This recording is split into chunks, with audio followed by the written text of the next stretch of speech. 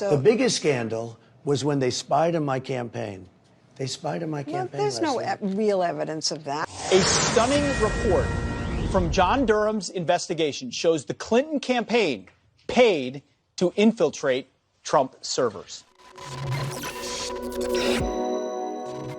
Ladies and gentlemen, let us go into a time machine this morning. Let us travel back to 1972 and 1974.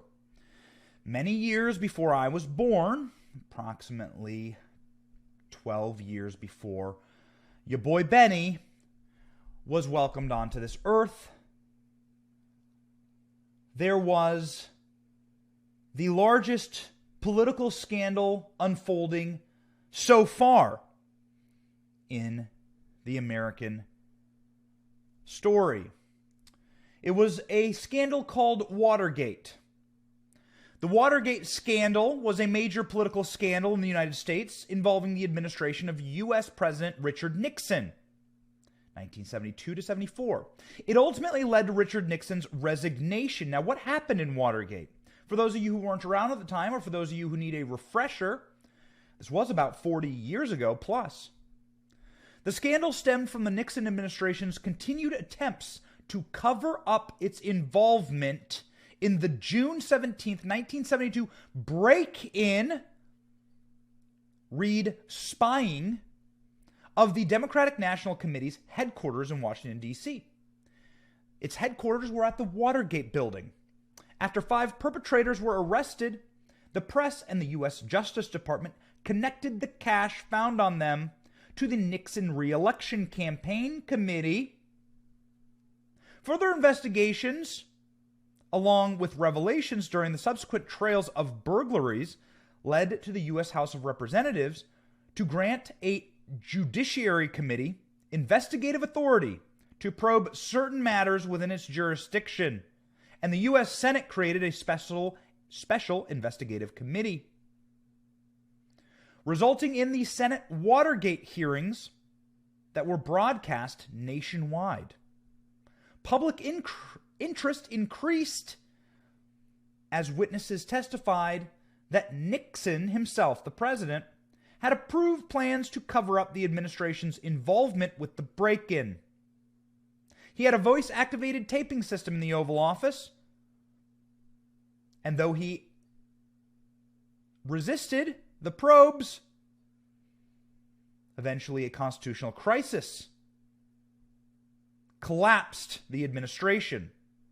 Several major revelations and egregious presidential actions against the investigation prompted the House to commence impeachment processes against Richard Nixon, and the U.S. Supreme Court ruled that Nixon must release his tapes to investigators. Nixon eventually resigned. Obstruction of justice, abuse of power, and contempt of Congress. Time is a flat circle, ladies and gentlemen. And what we are seeing now is our modern day Watergate. The modern day break-in of a political campaign by the authorities in power of the federal government used to weaponize the agents and indeed the processes around which we conduct wartime espionage against the campaign of Donald Trump. The people that were weaponizing the espionage tools, the people that were weaponizing the agents of war against a domestic candidate for presidency and then sitting president, Donald Trump, were Hillary Clinton and Barack Obama. Don't get it twisted. The corporate media were complicit in all of this, as were our intelligence agencies, and that is why you hear nothing of it today. The calls are coming from inside the House. As we watch Watergate and what is far worse, quite frankly, Clintongate unfold. Reading to you from Fox News. Hillary Clinton's campaign paid to infiltrate Trump Tower and White House servers to link Trump to Russia. John Durham. Now, let me state with extreme clarity that John Durham is not a blogger. John Durham is not a podcaster. John Durham doesn't have a radio show. John Durham is and has the power of the Attorney General and the full weight of the U.S. justice system at his back. John Durham is not a small figure in this story. John Durham is the story because John Durham is the agent of the government investigating this crime. So when he drops an indictment, and when he drops indictment proceedings, which he did this weekend, against Hillary Clinton and her lawyer, Michael Sussmann, who we'll get to in just one moment, you must take it with a deathly seriousness. It is not a small thing for John Durham to say that Hillary Clinton, through her agents and tech emissaries, was spying on the sitting president of the United States. It will lead us to an impeachment of Joe Biden, most likely. It will lead us to high-ranking Obama and Clinton officials being put in jail. Let me tell you the end game. The end game goes like this. They have the goods. They have the smoking gun, the blood-stained glove. It sits before John Durham. People inside of Donald Trump's orbit know what is going on now. They knew then, and Donald Trump knows to this very day precisely what the government has. It is not some grand conspiracy.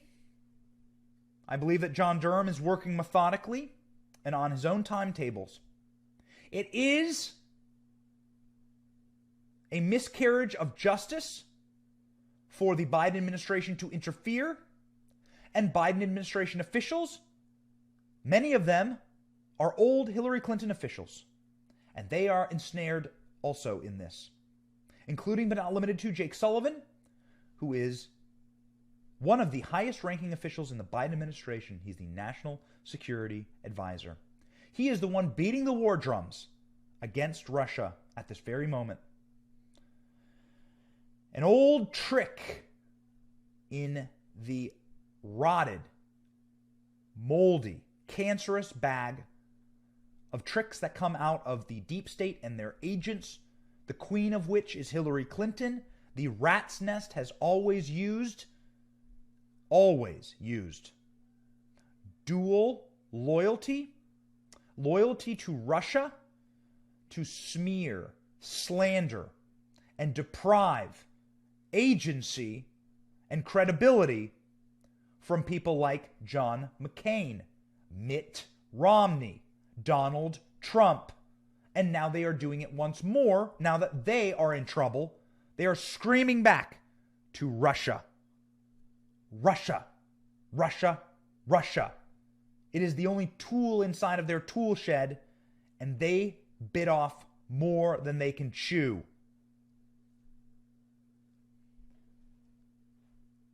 In summary, John Durham stated unequivocally that they utilized the power of the state and the mechanisms at their disposal to spy on Donald Trump in order to attempt to desperately and demonically create a fake hoax narrative, disproven by years of investigation, that Donald Trump was working with the Russians. We will walk you through the series of events now, as they are purposefully complicated and complex. I am not a complicated person.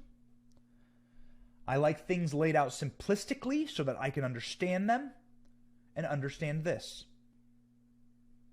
James Comey, James Clapper, John Brennan will be, at the end of this examination, facing prison time. Trust me on this.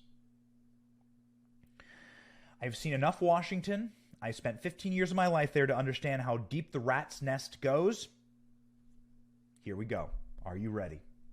Lawyers for the Clinton campaign paid a technology firm to infiltrate the servers belonging to Donald Trump and later the White House in order to establish interference and a narrative to bring government agencies linking Donald Trump to Russia.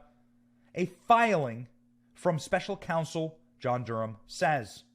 John Durham filed the motion on February 11th, focused on the potential conflicts of interest related to representatives from the former Clinton campaign lawyer Michael Sussmann, who has been charged with making false statements to the federal government. The indictments against Sussmann says he told then FBI General Counsel James Baker on September 2016, less than 2 months before the 2016 election, that he was not doing any work for any client when he requested a meeting and presented the purported data and white papers that alleged that Donald Trump was a Russian agent. Durham's filing says that the factual background reveals that Sussmann had assembled and conveyed the allegations to the FBI on behalf of at least 2 specified clients, including Technology Executive 1, who we do not know, at a U.S.-based internet company, and Internet Company 1, and the Clinton campaign. To my knowledge, we do not know tech executives. We do not know. We do know the tech executives have not been named. Let's just say that. Durham's filing said Sussmann billing records reflect that he was repeatedly billing the Clinton campaign for his work on the Russian allegations. The filing revealed that Sussmann and the tech executive had met and communicated with another law partner who was serving as general counsel. The source told Fox News that is Mark Eilis, oh my, who worked at the law firm Perkins Coie. Durham's filing states that in July 2016, the tech executive worked with Sussmann, a U.S. investigative firm retained by law firm 1 on behalf of the Clinton campaign. Numerous cybersecurity researchers and employees at multiple internet companies assembled the purported data and white papers. Let me unpack that. It is quite simple. It sounds complicated, but let me advise you how simple this is. Hillary Clinton's campaign, knowing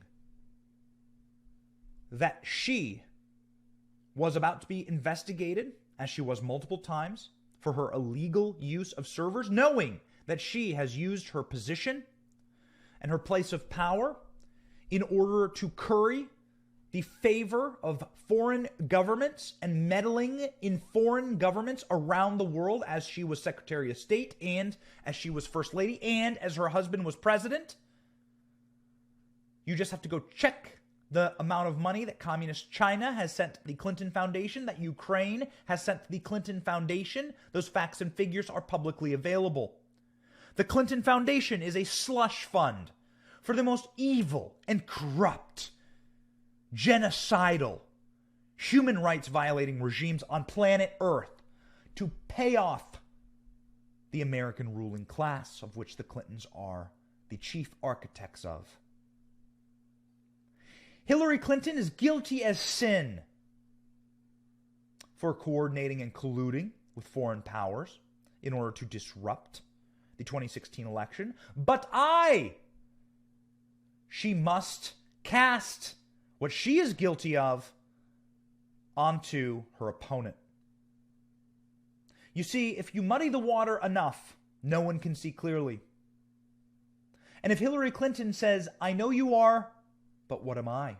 to Donald Trump as it pertains to coordinating and colluding with foreign powers, disseminating dirty information, well then, ladies and gentlemen, it's going to be hard for our low information media, who is also very much in the pockets of the Clinton sphere of influence.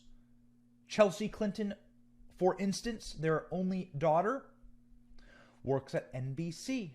What does she do? Nobody quite knows. She collects a $600,000 salary from NBC for precisely zero reason. Why does this happen? What is the arrangement? Nobody has any clue. But if you muddy the waters enough, you will be able to see nothing clearly. The Clintons lied about Trump having coordination and connection with Russia, because they indeed were the ones who were using Russian misinformation in the form of something called the dossier, taking the Russian disinformation assembled in the dossier and then bringing it to federal investigators, in this instance the FBI, but we know that the Clinton campaign brought this lurid, hoax-level information that nobody believed was real. Nobody. You can read the filings. Nobody believed that this information was legitimate. They brought it in to government agencies and said, investigate Trump. It's illegal to do this, obviously. And the goal was to take the tar that had been thrown in Hillary Clinton's face, that melted her campaign to the ground, that eventually caused enough erosion in the public's opinion of Hillary Clinton so that she would lose the presidency in 2016, fair and square. They wanted to throw the same tar on Donald Trump.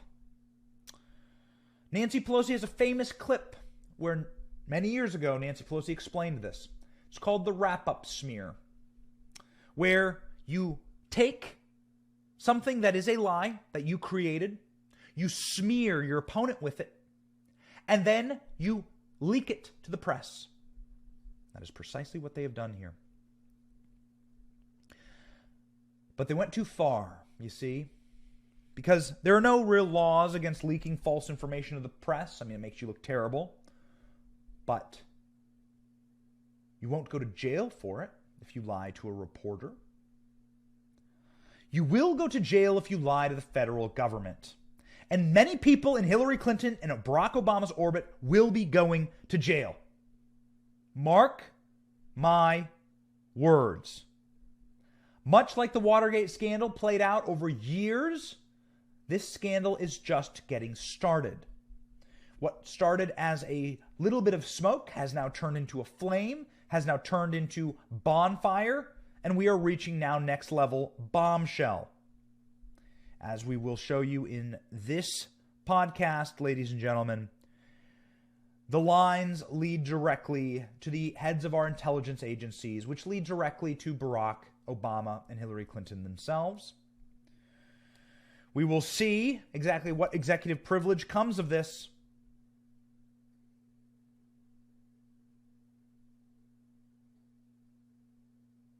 But it's clear, laid before you in broad daylight, in a filing from our own government, not a podcaster, not a blogger, the filing from the Justice Department against Hillary Clinton's lawyer says that they shopped dirty, misleading intel to our law enforcement agencies in this country. They knew it was a lie. They connected and collected this information illegally by spying on, turning the apparatus of DNS, which all that means is gathering server information and website browsing and cell phone information, turning that, the apparatus that collects that kind of data on our enemies, turning that on our own duly elected president of the United States. They know what they did. Bill Barr knows what they did. The Attorney General told us what they did. As he was the Attorney General,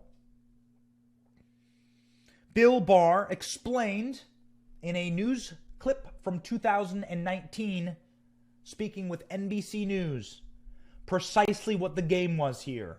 They know what happened. Watch. Was turned on its head for 3 years and hyped by an irresponsible press. The greatest danger to our free system is that the incumbent government use the apparatus of the state, principally the law enforcement agencies and the intelligence agencies, to spy on political opponents, but also to use them in a way that could affect the outcome of the election. There has to be some basis before we use these very potent powers. Well, it's clearly spied upon. I mean, that's what electronic surveillance is. The people that they were taping denied any involvement with Russia, denied the very specific facts that the FBI was relying on. So what happens? The FBI ignores it, presses ahead, withholds critical exculpatory information from the court while it gets an electronic surveillance warrant.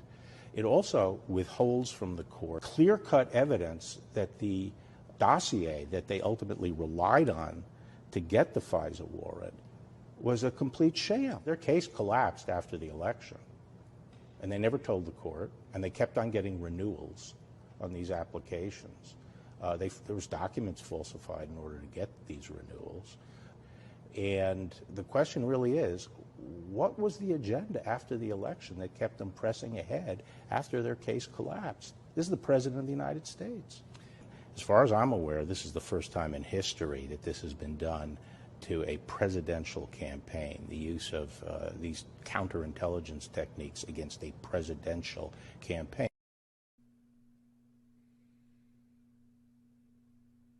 We have never seen the clandestine entrapment and espionage apparati of our intelligence agencies turned on a presidential campaign. That is what Bill Barr just said.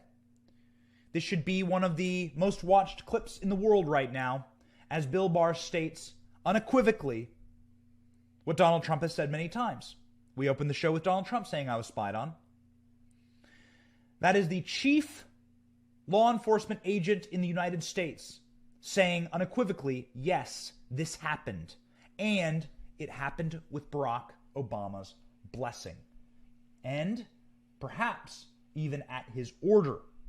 You see, the federal bureaucracies are massive and large, and many decisions get made without the president's order, but as it pertains to matters of extreme import, and most importantly, as it pertains to matters of politics and your political life, as Barack Obama was fighting for at the end of 2016, as his entire legacy hung by a piece of dental floss. Barack Obama had lost over 1,200 seats nationwide for Democrats. His presidency is remembered warmly as you look back through history, but the practice of his presidency and the reality of his presidency was horrific for Democrats nationwide. Barack Obama was a terrible president. So much of our political problems today, the hyperpolarization, the ratcheting up of the crises as it pertains to race and gender and identity politics, stem from Barack Obama. He hyperpolarized and overheated the American experience as it pertains to the identities of the dispossessed. That is precisely Barack Obama's game. When Obama began to fail, Barack Obama from academia was advised from academia to level up to tribalized hatred in America. That overheating caused Americans to reject Barack Obama and his brand of politics. And so Barack Obama was losing politically. Bad. Paul Ryan was Speaker of the House. Mitch McConnell was Speaker of the Senate. They had strong and growing majorities. Barack Obama was a lame duck for the majority of his presidency. Was able to get things done by fiat and the stroke of a pen. You see, what can be done by the pen can be undone by the pen. You live by the sword, you die by the sword. So Barack Obama, in 2015 and 2016, was watching with extreme urgency and fear Donald Trump's campaign as it coalesced the dispossessed on the other side, people that they likened to deplorables, irredeemables, both adjectives used to slander regular working class Americans, truckers, blue-collar people who love this place and love this place a lot. See, Barack Obama does not love America, neither does Hillary Clinton. They simply use it as a vector for power for their criminal enterprises. And those criminal enterprises must never lose power, especially to one like Donald Trump, who threatened to undo Barack Obama's entire presidency. Therefore, Barack Obama must approve the operations to kneecap and destroy Donald Trump, must set in motion in urgent refrain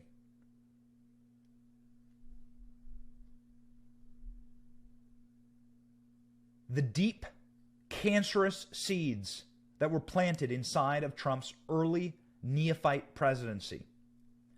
Those cancerous seeds metastasized and grew into what we know now today as Russiagate and the Russiagate hoax. The seeds were planted very deep, and they were planted at Obama's order. How do we know this? James Clapper has told us.